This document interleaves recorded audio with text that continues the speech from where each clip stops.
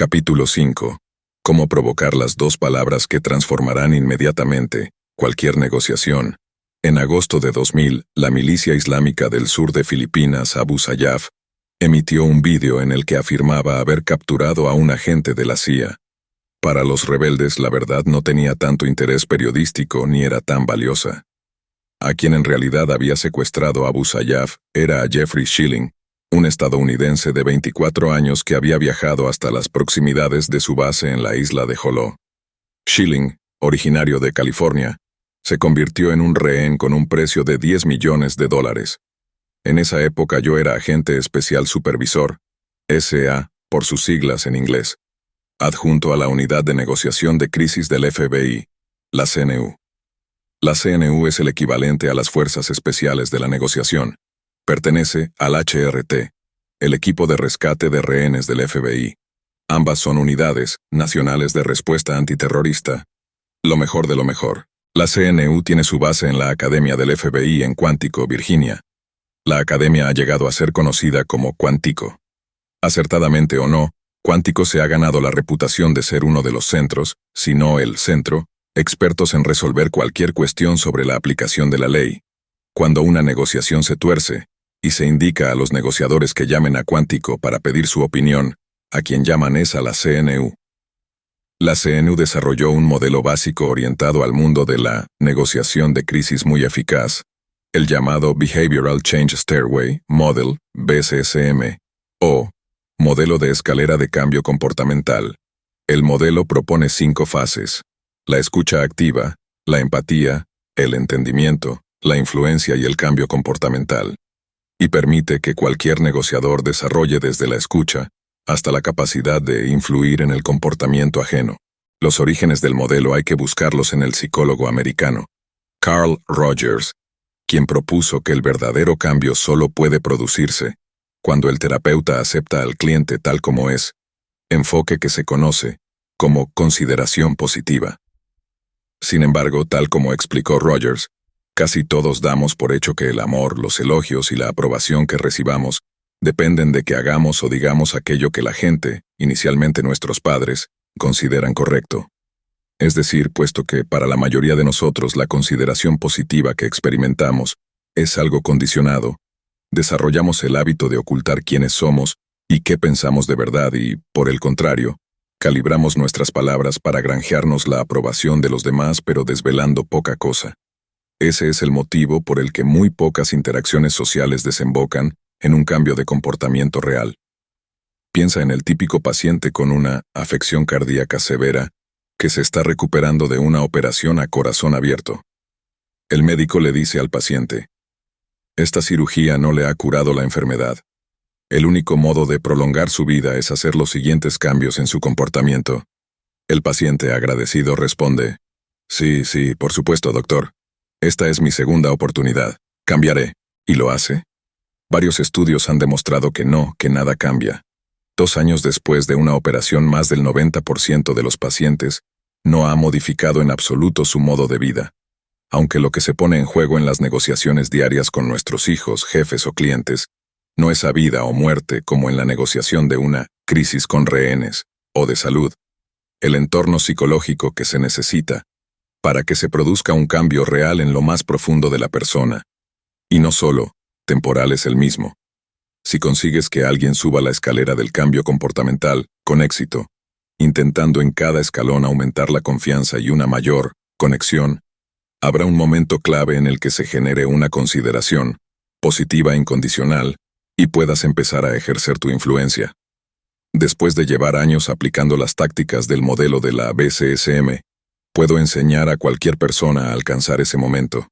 Pero como saben bien los cardiólogos y como finalmente han llegado a descubrir las legiones de licenciados que han seguido las enseñanzas del libro sobre negociación más famoso del mundo, obtenga el sí, lo más probable es que, si lo que estamos escuchando es la palabra sí, signifique que no hemos conseguido llegar a ese punto.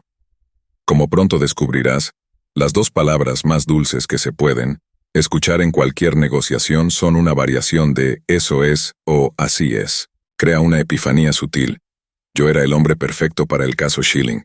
Había pasado algún tiempo en Filipinas y tenía una amplia experiencia en terrorismo, de la época que pasé en Nueva York asignado a la JETF, las Fuerzas Especiales Antiterroristas Conjuntas.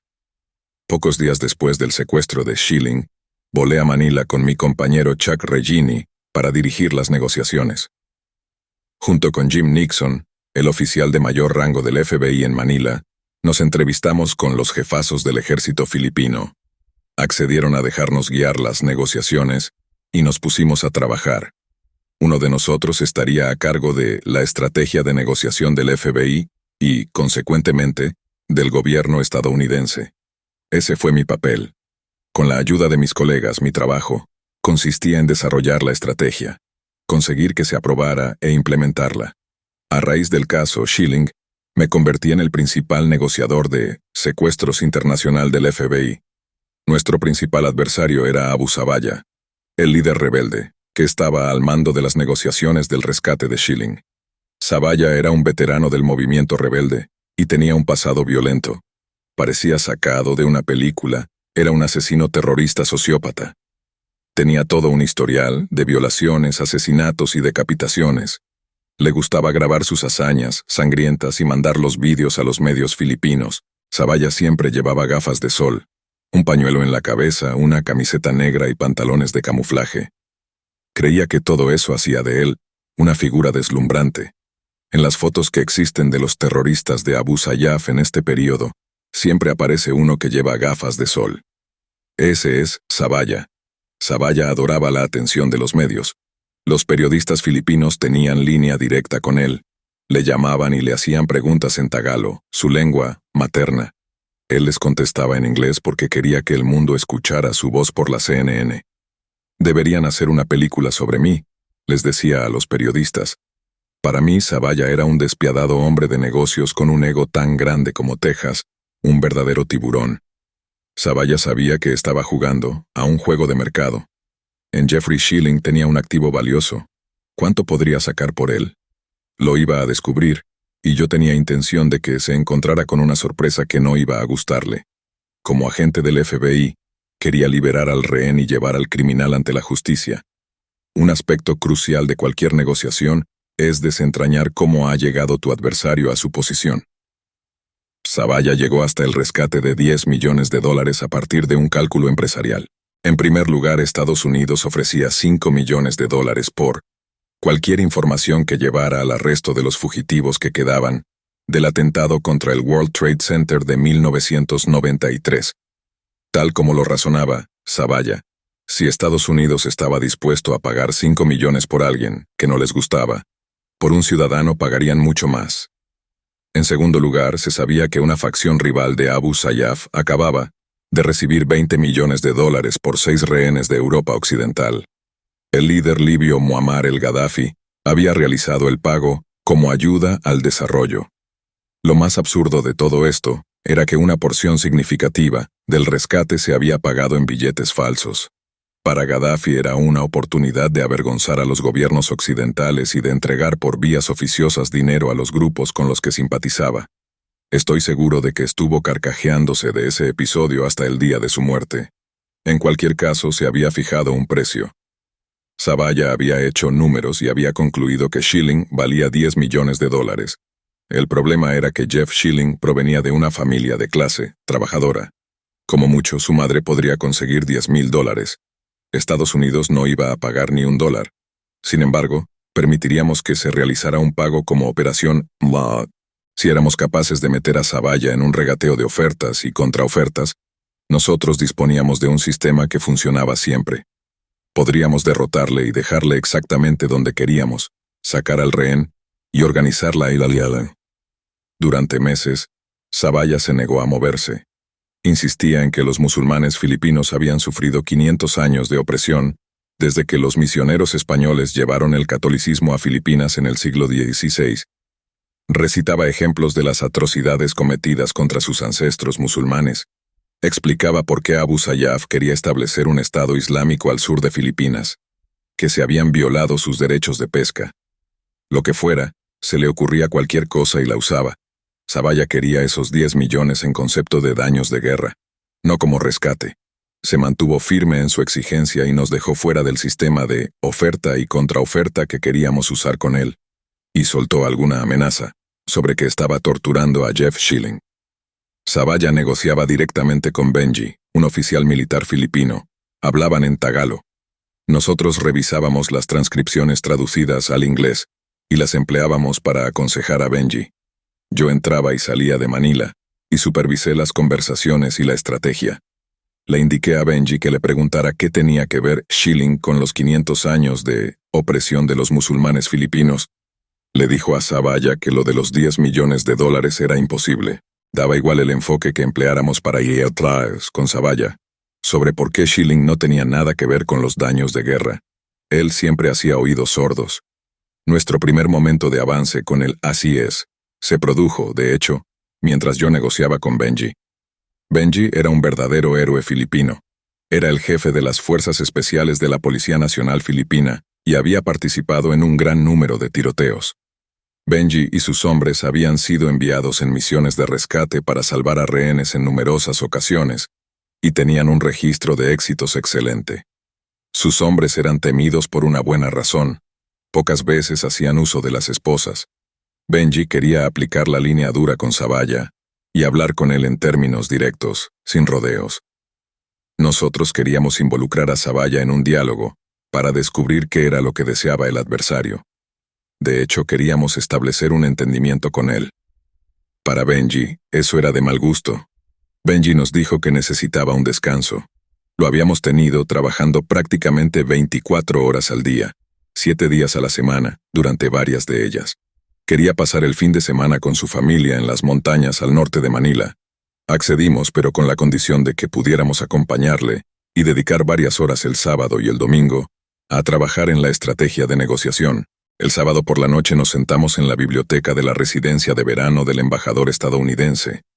Mientras intentaba explicarle a Benji el valor de establecer una relación basada en el entendimiento, incluso con un adversario tan peligroso como Zavalla, pude ver cómo se le dibujaba en la cara una mueca de desdén.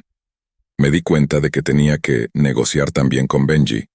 «Odias a Zavalla, ¿no es verdad?», le dije abriendo con una etiqueta. Benji se descargó conmigo. «Vaya que sí», dijo. «Ha asesinado y violado a mucha gente».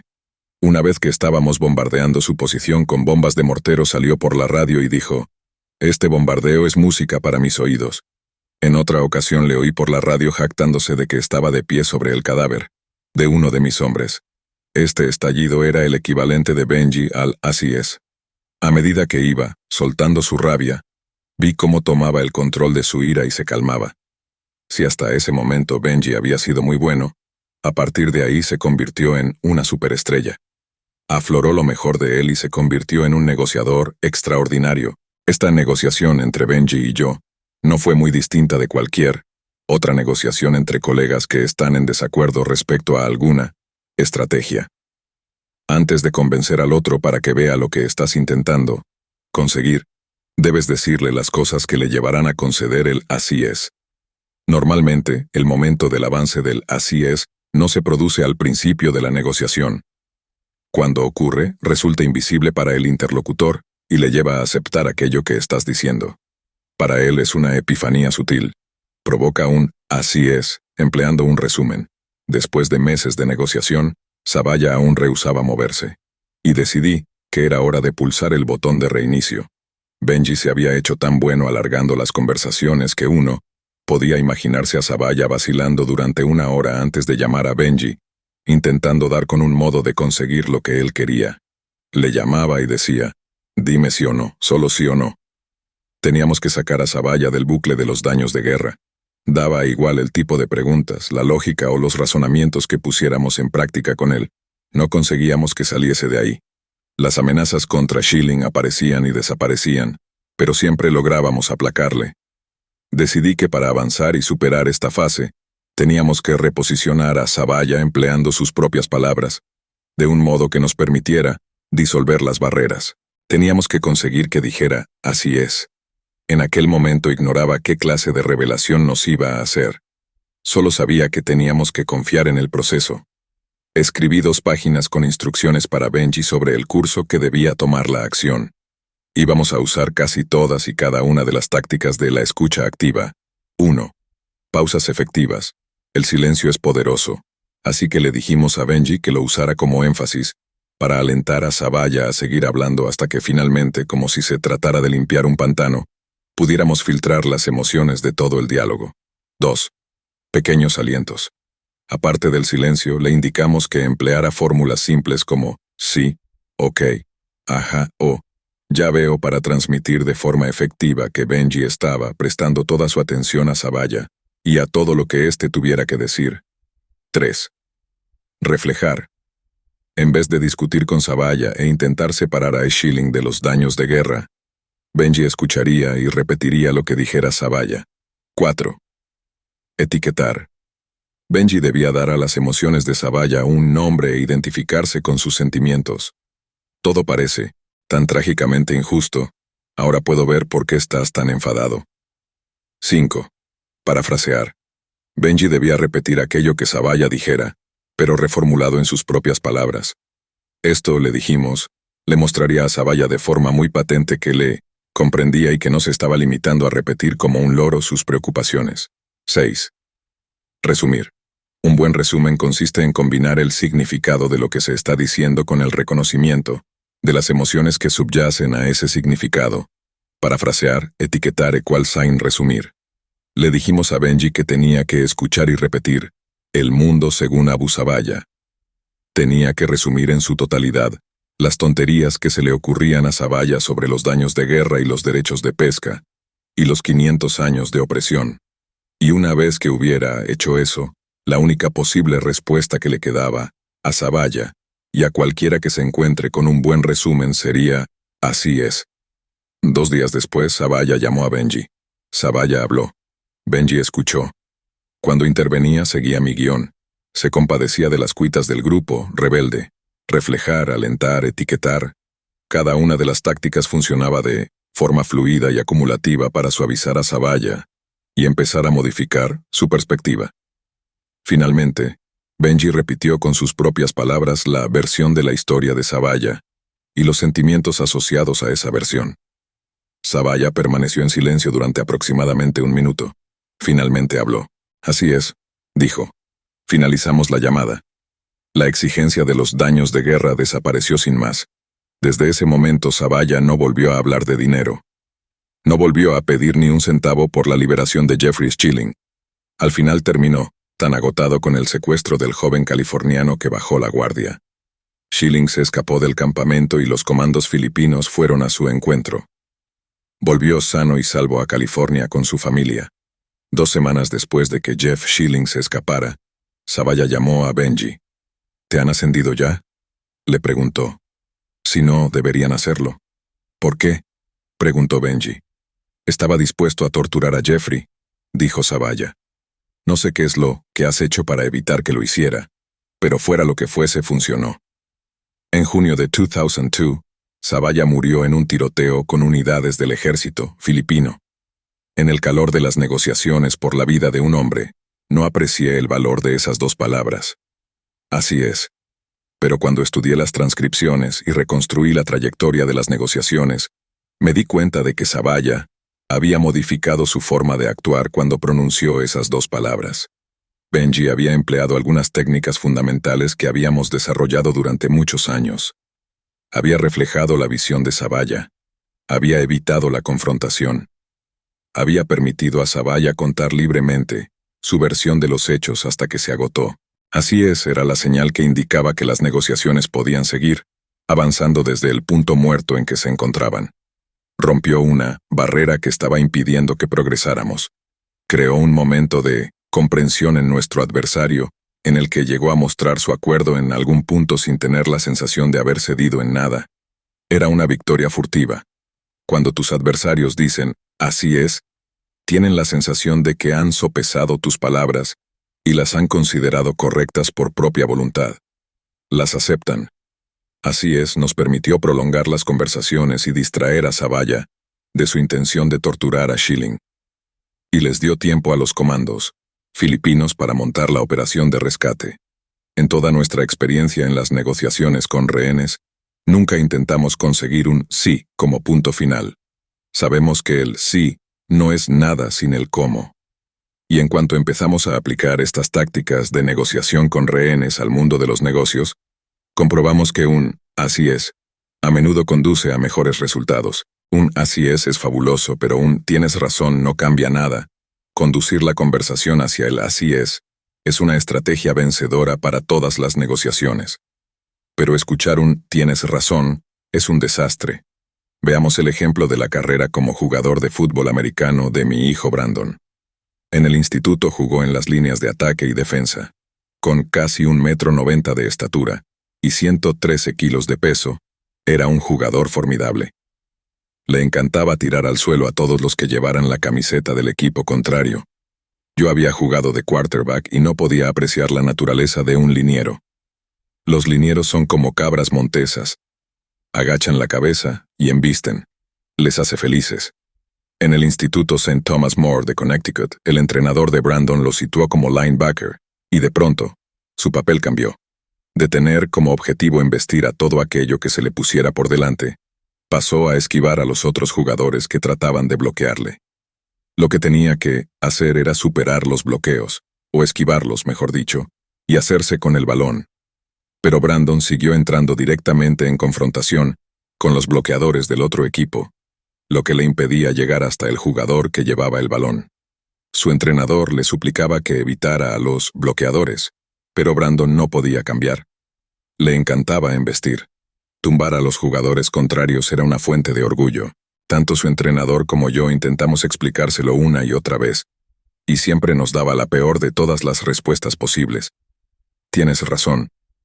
Estaba de acuerdo en teoría, pero no llegaba a ser propia aquella conclusión, y volvía al comportamiento que estábamos intentando que modificara. Se dedicaba a machacar a los bloqueadores y terminaban expulsándole. Porque tienes razón es la peor de todas las respuestas posibles. Piensa en esto. Cuando alguien te está molestando insistentemente y ni siquiera escucha lo que tienes que decirle, ¿qué haces para conseguir que se calle y te deje en paz? Decirle, tienes razón. Siempre funciona. Cuando le dices a alguien que tiene razón se le dibuja una sonrisa de contento en la cara y te deja en paz durante al menos 24 horas. Pero eso no significa que le hayas dado la razón en su posición. Has usado el tienes razón para conseguir que te dejen en paz. Con Brandon, yo me encontraba en esa misma situación. Ni me escuchaba ni aceptaba mi petición. ¿Qué podía decir para abrirle los ojos? ¿Cómo podía llegar hasta él y ayudarle a modificar su comportamiento? Tengo la sensación de que piensas que esquivar a un bloqueador es poco viril, dije. ¿Crees que salirse de la trayectoria de alguien que está intentando pegarte es una cobardía? Brandon me miró en silencio. Así es, me dijo. Con esas dos palabras Brandon aceptó la realidad de aquello que le estaba lastrando. Una vez que entendió por qué intentaba derribar a todos los bloqueadores, cambió su comportamiento. Empezó a esquivarlos y se convirtió en un linebacker excepcional. Con Brandon en el campo haciendo placajes y jugando como linebacker estrella, el Instituto St. Thomas More ganó todos y cada uno de los partidos que jugó. Usar el así es para conseguir una venta, llegar hasta el así es. También ayudó a una de mis estudiantes en su trabajo como comercial de una importante compañía farmacéutica. Estaba intentando venderle un producto nuevo a un médico que ya empleaba un medicamento similar. Era el médico que más empleaba este tipo de medicamento en la zona que ella trabajaba, y se trataba de una venta fundamental para ella. En sus primeras reuniones, el médico rechazó el producto. Afirmaba que no era mejor que los que ya estaba usando. Fue antipático. Ni siquiera quería escuchar el punto de vista de mi alumna. Cuando ella presentaba los aspectos positivos del producto, él la interrumpía y los echaba todos abajo. Al hacer la presentación de venta, ella absorbió todo lo que pudo del médico. Supo que tenía un trato excelente con sus pacientes. Cada paciente era especial para él. Entendía que infundirles calma y una sensación de tranquilidad era el mejor resultado. ¿Cómo podía conseguir mi alumna que ese conocimiento del médico de las necesidades y las inquietudes de sus pacientes funcionara a su favor? En su siguiente visita, el médico le preguntó de qué medicamentos quería hablar. En vez de empezar a publicitar las ventajas de su producto, ella le habló de él y de su trabajo. «Doctor», le dijo, La última vez que estuve aquí hablamos de los pacientes que sufrían esta enfermedad. Recuerdo que pensé que parecía usted muy entregado a sus pacientes y que trabajaba mucho para conseguir un tratamiento específico para cada uno de ellos. Él la miró a los ojos como si la estuviera viendo por primera vez. Así es, le dijo. Realmente tengo la sensación de estar tratando una epidemia que el resto de los médicos no está viendo, lo que significa que hay un montón de pacientes que no tienen el tratamiento adecuado. Ella le dijo que él parecía tener una comprensión profunda de cuál era el modo de tratar a estos pacientes, sobre todo porque algunos de ellos no respondían a la medicación habitual, y hablaron de los retos concretos a los que él había tenido que hacer frente. Le dio algunos ejemplos. Cuando terminó, ella hizo un resumen de lo que él había dicho, haciendo hincapié en las complejidades y los problemas del tratamiento. Parece que consigue hacer tratamientos a medida para cada paciente, le dijo. Así es, le respondió él. Este era el punto que ella quería alcanzar. El médico se había mostrado escéptico y frío, pero cuando ella reconoció su entrega a sus pacientes, usando un resumen, los muros cayeron. Él bajó la guardia y ella pudo ganarse su confianza. En vez de venderle su producto, le dejó que describiera su tratamiento y sus procedimientos. Con esto, entendió cómo podría encajar el medicamento que le estaba vendiendo. Entonces ella parafraseó lo que él había dicho acerca de los desafíos de su trabajo, devolviéndoselos reflejados.